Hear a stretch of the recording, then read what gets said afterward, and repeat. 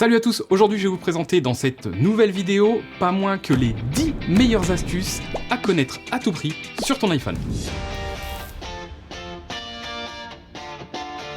Il peut arriver parfois avec le temps que tes écouteurs ou ton téléphone aient le son qui soit un petit peu moins fort. Eh bien il y a une solution sur l'iPhone qui va permettre de booster le son. Pour ça tu vas venir dans tes réglages, ensuite tu vas aller dans musique. Donc là c'est bien important que l'application musique soit toujours installée sur ton iPhone. Si c'est pas le cas, tu peux le retélécharger sur l'App Store. Tu seras ensuite dans ce menu où tu vas avoir égaliseur. Tu vas appuyer dessus et là au lieu de mettre non, tu vas pouvoir choisir l'égaliseur de ton choix. Et moi, je te conseille le mode nuit qui va tout simplement booster le son du téléphone. Parfois, tu vas vouloir venir faire du tri dans ton téléphone et pourtant, il y a quelque chose qui n'est pas très intuitif sur l'iPhone, c'est la façon de sélectionner plusieurs éléments. Bien souvent, tu vas voir un petit bouton tout en haut qui s'appelle sélectionner et là, tu vas venir sélectionner manuellement chacune des photos ou bien des contacts, des mails, etc. que tu vas venir vouloir supprimer. Eh bien, je vais te montrer une solution pour sélectionner tout beaucoup plus facilement. On va reprendre premièrement l'exemple des photos. Ici, de la même manière, je vais faire sélectionner. Sauf que au lieu de sélectionner manuellement les photos, je vais me mettre au début de la sélection et puis je vais aller très rapidement comme ça sur le côté. Ça va déclencher ce système et maintenant je peux aller à la vitesse que je veux pour pouvoir sélectionner l'ensemble des photos ou bien une partie. Je peux très bien m'arrêter là et puis reprendre la sélection ici. Si jamais on veut le faire dans des listes, ça fonctionne aussi, mais c'est un peu différent. Je vais aller par exemple ici, dans mes fichiers, et je veux sélectionner tous ces fichiers. Ici j'en ai 3, mais ça pourrait être à l'infini. Plutôt que les sélectionner manuellement, je vais utiliser 2 doigts pour les sélectionner tous d'un coup. Et de la même manière, je pourrais répéter ça plusieurs fois si j'avais plus de fichiers. Cette astuce va fonctionner dans les fichiers, dans les notes, dans les mails, mais aussi dans les contacts. On sait que c'est souvent très compliqué de faire du tri dans les contacts sur iPhone. Il faut aller dans le contact, faire modifier, aller tout en bas, supprimer ce contact et répéter ça pour tous les contacts. Eh bien, on va pouvoir le faire de la même manière. Là, je suis dans ma liste de contacts. Je vais sélectionner plusieurs contacts comme ça, comme je veux. Je peux sélectionner ceux-là, puis reprendre ici, puis resélectionner ceux-là. Et quand je vais vouloir supprimer ces contacts, je vais tout simplement rester appuyé sur n'importe lequel qui est sélectionné, longuement. Ça va apparaître comme ça. Et ici, je pourrais soit les fusionner, soit les supprimer, tous d'un coup.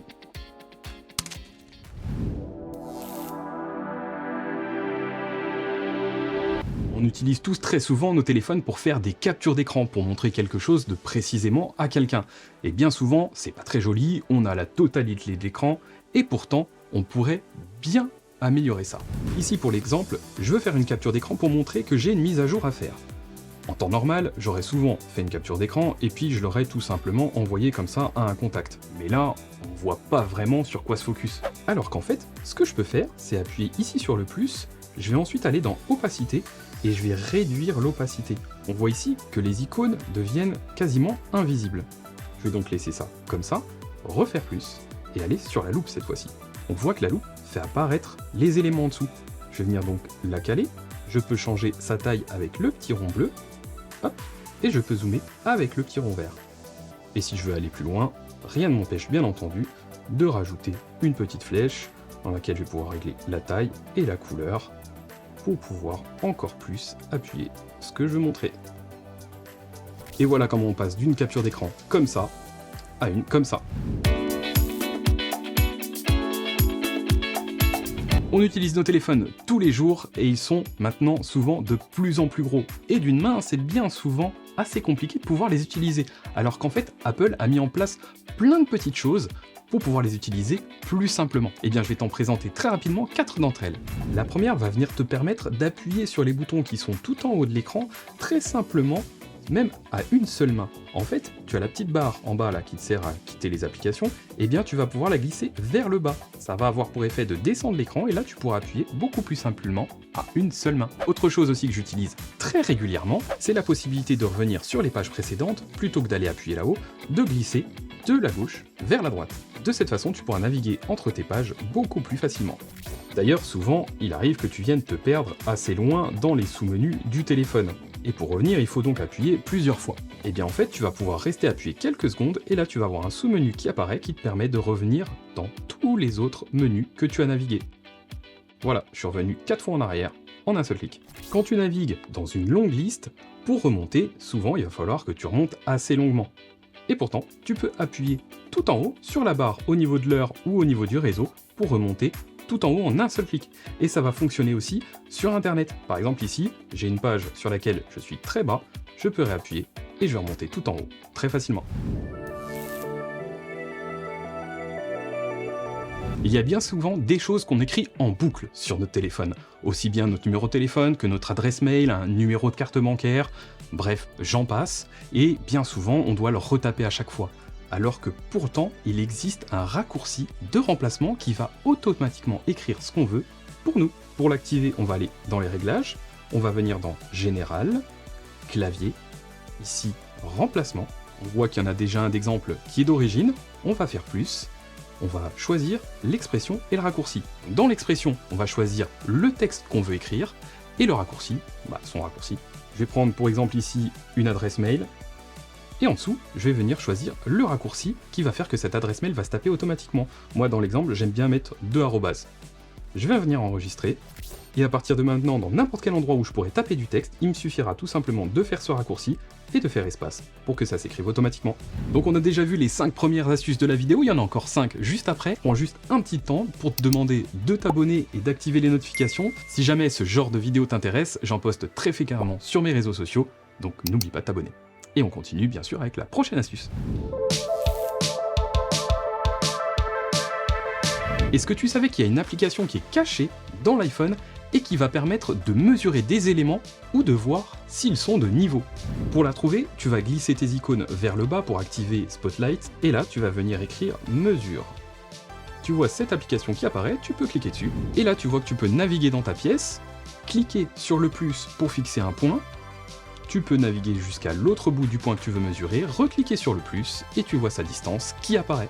Pour avoir testé plusieurs fois et comparé avec un vrai mètre, c'est très fiable. Mais tu peux aussi voir si l'élément est de niveau. Pour ça, tu vas aller dans l'onglet Niveau et déposer tout simplement ton téléphone sur la chose que tu veux mettre de niveau. Et quand tu inclines, tu vois l'angle qui s'affiche et ça devient vert quand tout est bon. Dans ma vie perso, j'utilise les timers très régulièrement, que ce soit pour me mettre un laps de temps où je me focus sur quelque chose, ou bien me rappeler que je dois faire autre chose dans par exemple 15 minutes, ou bien tout simplement pour la cuisine. Eh bien, il y a en fait une façon très simple d'accéder à un timer que tu vas pouvoir régler très rapidement sur l'iPhone via un raccourci. Si c'est pas déjà fait, tu vas te rendre dans tes réglages, tu vas aller ensuite dans Centre de contrôle, et ici tu vas activer le minuteur. Donc il sera ici, il suffira d'appuyer sur le plus pour l'ajouter là-haut. Tu pourras ensuite te rendre dans ton centre de contrôle, et ici tu vas voir le raccourci du minuteur qui apparaît sous cette icône-là. Tu viens appuyer longuement dessus, et là tu peux régler le minuteur comme tu veux, de 1 minute à 2 heures. Tu viens donc le régler et faire démarrer, et voilà, le minuteur est automatiquement démarré. On a vu qu'on pouvait, via le centre de contrôle, lancer un timer très rapidement, mais on peut faire autre chose qui est très sympa aussi, quand on veut se détendre ou s'endormir, c'est la possibilité de jouer des sons en arrière-plan. Pour ça, comme tout à l'heure, on retourne dans les réglages, centre de contrôle, et ici, on va venir cette fois activer Audition. Une fois que c'est fait, centre de contrôle, on va venir chercher l'icône Audition qui est là, on appuie dessus quelques secondes, et là on voit que les sons en arrière-plan sont désactivés, je vais appuyer dessus, les sons en arrière-plan sont maintenant activés. Et là on peut entendre un son qui se joue automatiquement. On a le choix entre plusieurs sons, là j'ai choisi cours d'eau, je peux appuyer dessus et choisir d'autres sons.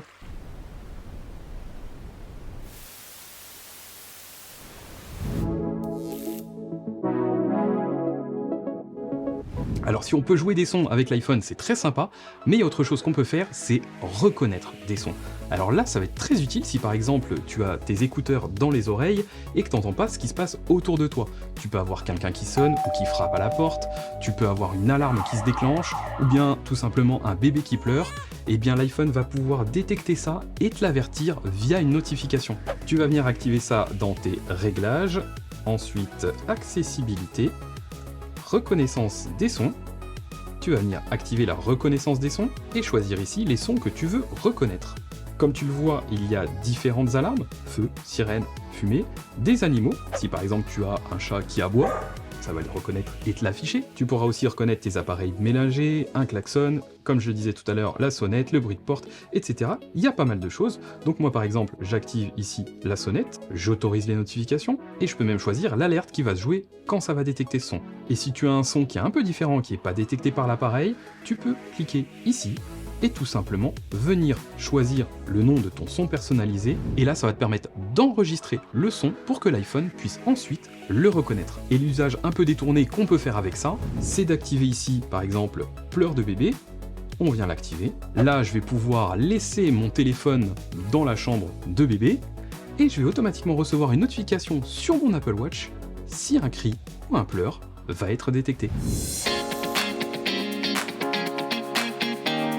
Et la première, elle va te permettre tout simplement d'ajouter n'importe quelle personne sur WhatsApp, juste avec son numéro de téléphone, même si tu ne l'as pas encore rentré dans tes contacts. Pour ça, tu vas aller dans le lien qui est en description de la vidéo, cliquer dessus, et tu vas te retrouver juste ici. Tu vas pouvoir cliquer sur « Obtenir le raccourci ». Ça va t'ouvrir cette page, tu fais configurer le raccourci. Ici, c'est automatiquement paramétré pour les numéros de téléphone français, donc tu laisses ça et tu fais ajouter ce raccourci. Si tu viens maintenant dans ton onglet raccourci, tu as maintenant ce nouveau raccourci ajouté à WhatsApp. Et donc à partir de maintenant, quand tu voudras rajouter un numéro de téléphone à WhatsApp, tu vas tout simplement appuyer dessus, saisir le numéro de téléphone. Ici, tu le vois, c'est indiqué, mais il faut bien faire attention, il faut mettre le numéro de téléphone au format international. C'est-à-dire que le 06 se transforme normalement en plus 33 6. C'est le cas en France, mais là on va juste mettre le 33,6 sans le plus, tout est marqué. Exemple, ici si je veux rajouter le 06 1 2 3 4 5 6 7 8, je vais juste taper 33,6 1 2 3 4 5 6 7 8 comme numéro de téléphone. Je vais venir faire OK, autoriser. Et là, bien entendu, si c'est un numéro de téléphone valide, ça va automatiquement t'ouvrir WhatsApp, prêt pour une nouvelle conversation. Voilà, j'espère que ces astuces t'ont plu. J'aimerais que tu me dises dans les commentaires combien de ces 10 astuces tu connaissais déjà. S'il y en a d'autres que tu veux partager, n'hésitez pas, les commentaires sont faits pour ça. N'oublie pas non plus de t'abonner et d'activer toutes les notifications pour être averti de mes prochaines vidéos. Et en attendant, je te dis à bientôt pour une prochaine vidéo.